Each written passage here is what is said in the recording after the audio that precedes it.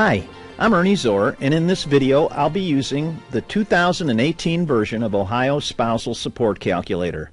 I'm not going to cover the same things I did in my earlier spousal support video.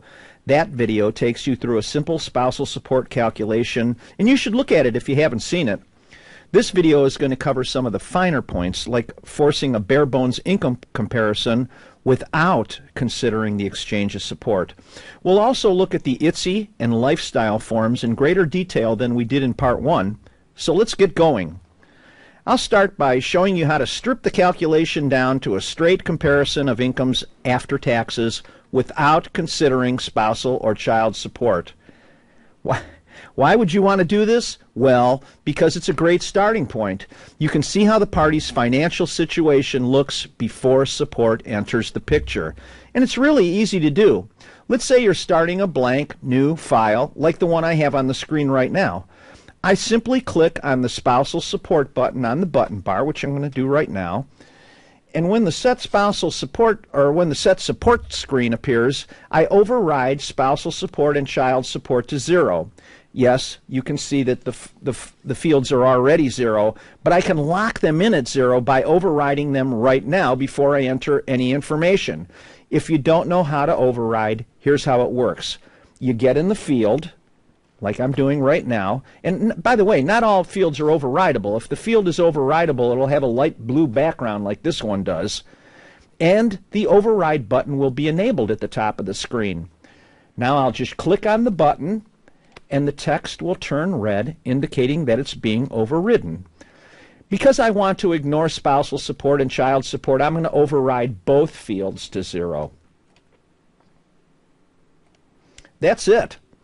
Then you would make your entries, usually starting at the top of the tree view, and working your way down through the data entry steps like the Part 1 video demonstrates. Now here, to move things along, I'm not going to do that. Instead, I'll open a prepared file that I think I used it in the old spousal support CLE course, which, by the way, is still available on YouTube. You can see it at the top of the screen. Well, wait a minute, I got to open it, don't I? Open the prepared file.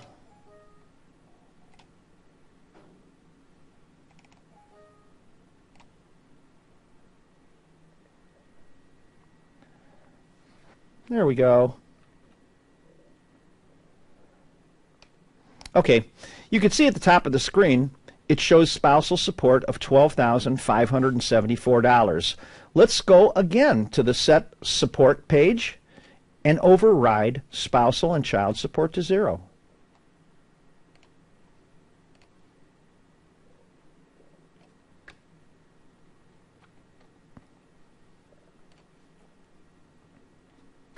Okay, so you've overridden spousal support, you've entered income and expenses. Where do you go to see an overview of all this? Well, the answer is the Income, Taxes, Support, and Expense Report. We call it the ITSE form for short. It's over here. It's the first item in Step 6. I'll click on it, and we can take a look at that form. Now, the top has a summary of spousal and child support, and it shows that we forced the support to 0. Next is the income section. By the way, all the numbers you see on this page are annual figures. And the income section shows that the wife's wages are $30,501, and the husband, who I think has a small business and some unearned income, gives him a total income of $70,926. Now, I'm going to scroll down a bit so you can see the entire taxes and support payments section. And what you'll see is that the husband is paying $10,483 in federal income tax and $152 at the state level. The wife is paying a total of $2,025, which includes her FICA and Medicare payments. Now, notice that she gets a $1,453 earned income credit, which is a refundable credit, and so it's subtracted from her taxes. Now, in summary, husband's net is $60,291, which is $70,926 total taxable and non-taxable income minus $10,635 in taxes. Wife's net is $28,476, which is her total income of $30,501 less $2,025 in taxes. And by that you can see that the difference in the two incomes is just over $30,000. Now, I'm not going to go any further down the ITSE form just yet. Instead, let's take a look at the impact of canceling the overrides. We'll let the app recalculate support, and we'll check the results on the ITSE form. And to do that, we're going back to the old set support form. And we're going to use the cancel override button. You'll see the red zeros disappear, and the calculated support amounts are going to appear. And once I've done that for both fields, we'll go back to the ITSE form. What we see first is the summary. Husband is the payor of spousal support in the amount of $12,574, and child support in the amount of $6,840. Starting again with the income section, we see everything's the same except that the wife has additional taxable income of $12,574, which is the amount of spousal support that the husband's going to pay to the wife, and additional non-taxable income of $6,840, which is the amount of child support husband will pay to the wife. Next is the section on taxes and support paid. I'll scroll down so you can see the entire section.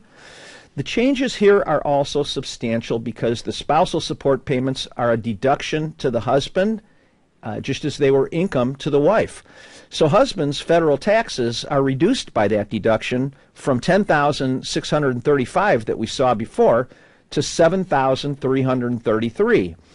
By that same token, wife's taxes increased from $2,025 that we saw before to now they're $5,734. The support and tax total is $26,747 for husband, and wife's taxes and support changed from $2,025 to $5,734. Did I say that right? Yeah, I guess I did. Okay. Well, at any rate, I'm getting confused here. The essential point is that after all is said and done, husband's net income is $44,179, and the wife's is $44,181, which is about as close as you're going to get to income equalization. Now, we've talked about the top parts of the form. Let's go down. You've equalized the party's income. Where do you go from here? Well, one line of inquiry is whether after the exchange of support, the parties can meet their living expenses. And you can take it one step further by separating essential living expenses like food and clothing from non-essentials like annual trips to Las Vegas. That's what the last section of the ITSE form is about.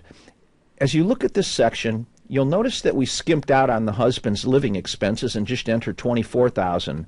But in the wife's column, we're more realistic, and there are specific amounts for lodging, utilities, etc. Incidentally, most of this information is coming from the wife's personal and living expense worksheet. We won't look at that now, but the total for essential living expenses for the wife and child is $37,710. What does the ITSE form tell us about that? Well, it says that after those expenses are subtracted from the wife's net income, the wife has a balance of $6,471. And that tells us that the spousal and child support payments should be enough for the wife and the child to live on. Now, if you're thinking in terms of income balancing, you can see how you can get into trouble by not considering whether the proposed exchange of support is something the parties can live with. If our estimates of income and expenses are accurate, well, this one that we're looking at should be a workable order. But the last thing I want to show you is the lifestyle form. I'll click on it here, get it up on the screen. Okay. At first, it looks like a complicated arrangement of numbers, and it kind of is, but the complexity is greatly reduced if you think of it as a summary of 28 different ITSE forms, because that's exactly what it is. What you see on the screen right now is showing the parties' respective ability to meet living expenses under a range of 28 different spousal support orders. As you can imagine, There's a whole lot of number crunching going on to make this report, so it's worthwhile to take a look at it. Each column represents a number from the ITSE form. The first column is the spousal support amount. The second column is the party's income after it's been adjusted for taxes in exchange of spousal support. The third column is the party's income after it's been adjusted for taxes in exchange of spousal support and child support. The fourth column is the net income after payment of essentials. The fifth column is the ratio of net income to essentials.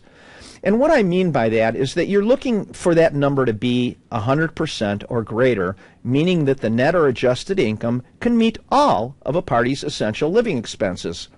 In other words, if the ratio was less than 100%, we would see that the party was not able to meet his or her living expenses. Now, the last two columns express the same thing, but in terms of essential and non-essential living expenses. Now, that explains the columns. Each row, however, represents the figures from the ITSE form at various levels of spousal support. Now, if you accept the notion that the calculation of spousal support involves more than just a simple application of a formula to the parties' incomes, this is an enlightening form. Let's take a closer look at the wife's figures. Keeping an eye on the ratio column, I see that with no spousal support, which is the first row, the wife can only meet 97% of her essential living expenses. Now, practically speaking, you could easily have a case where 90% is not so bad, because there's a saying that you're never going to be able to support two separate households on the same amount of income that previously supported one. It may not be that rare to go down the entire ratio column and not even reach 100%.